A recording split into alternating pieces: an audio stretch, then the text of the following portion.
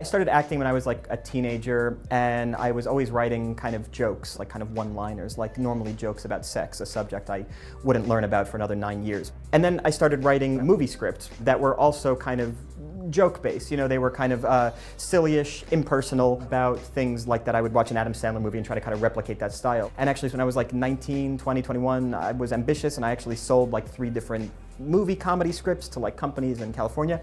And then I met this guy, Bob Odenkirk, a great comedian. And not only is he a great comedian, but he's an odd comedian, and he writes things that are far enough away from being left of center that it makes it so unusual, that he's created his own kind of style. And I met him, and I thought, oh, he would love one of my scripts, and I was, I think, 21. So I gave him one of my scripts, and I thought he would, you know, kind of laud me as my parents had, and as, you know, agents had, because they were selling something that was seemingly accessible. And he called me back after a week, having read it, and he said, "Buddy, this is terrible. Why are you doing this?" I said, "What do you mean?" He was like, "This is like something that Adam Sandler would hire somebody like me to write in like a week, and I would sit in a room and eat donuts, and then they would never make it."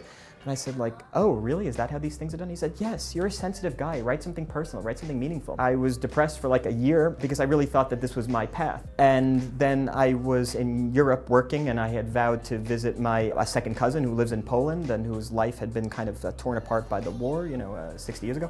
And thought, actually, this might make an interesting play, the kind of juxtaposition between, you know, my life and my concerns and her life and her concerns.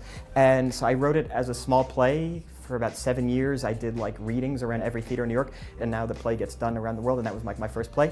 And the turning point there for me was the great discouragement from this comedian, Bob Odenkirk, to tell me that what I was doing didn't seem right for me.